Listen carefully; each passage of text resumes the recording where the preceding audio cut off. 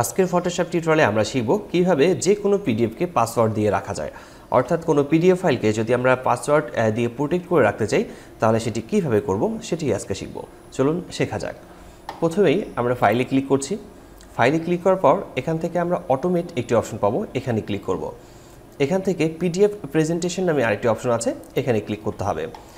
এখানে ক্লিক করার পর যে ডায়লগ বক্সটি আসবে, এখানে যে ডায়লগ বক্সটি এসেছে এখান থেকে আমরা ব্রাউজ লেখাতে ক্লিক করব। ব্রাউজ লেখাতে ক্লিক করার পর আমাদের যে ডকুমেন্টটি আছে যেটাকে আমরা পাসওয়ার্ড দিয়ে প্রোটেক্ট করে রাখতে চাই সেই ডকুমেন্টটিকে আমাদেরকে সিলেক্ট করতে হবে।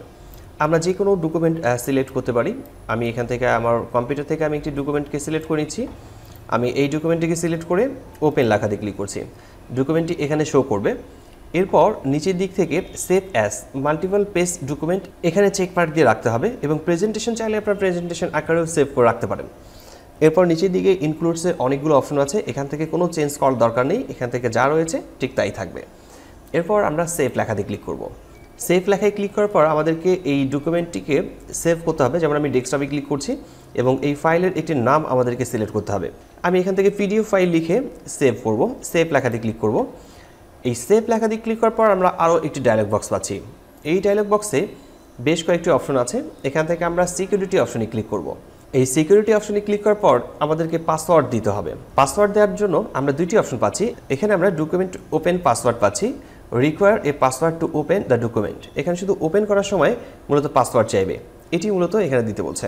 আর নিচের দিকে আরেকটি অপশন আছে, use a password to restricted printing editing and other tax.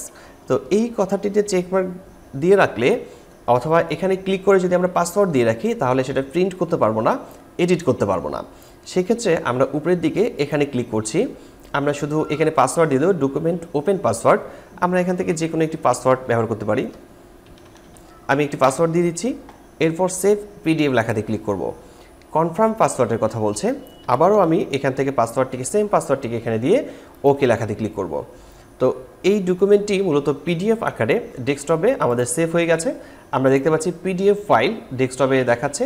এখন যদি আমরা এটাকে ওপেন করতে চাই, এখানে ডাবল ক্লিক করলে পাসওয়ার্ড চাইবে। এখন যদি আমরা এখানে পাসওয়ার্ড টাইপ করে দিই, আমরা যে পাসওয়ার্ডটি দিয়েছিলাম, এরপর ওপেন ফাইলে ক্লিক করলে ওই ডকুমেন্টটি ওপেন হয়ে যাবে। তো পিডিএফ ফাইলকে ঠিক এভাবেই পাসওয়ার্ড প্রোটেক্ট করে রাখা যায়। যে কোনো পিডিএফ ফাইলকে যদি আপনারা পাসওয়ার্ড প্রোটেক্ট করে রাখতে চান তাহলে ঠিক এভাবে পাসওয়ার্ড প্রোটেক্ট করে রাখতে পারবেন। কোনো বায়ারের কাজ করে সেই কাজটাকে ডেলিভারি করার সময় আপনারা এভাবে পিডিএফ আকারে পাসওয়ার্ড প্রোটেক্ট করে রেখে ডেলিভারি করতে পারেন। তো আশা করি বিষয়টি বুঝতে পেরেছেন। কোথাও সমস্যা হলে কমেন্ট করে জানাতে পারেন, আমি প্রতিটি কমেন্টে রিপ্লাই করি। আজকের টিউটোরিয়ালটি এখানে শেষ করছি। দেখা হচ্ছে ফটোশপের নতুন কোনো টিউটোরিয়ালে। ততক্ষণ পর্যন্ত সবাই ভালো থাকবেন, সুস্থ থাকবেন। ধন্যবাদ সবাইকে। আল্লাহ হাফেজ।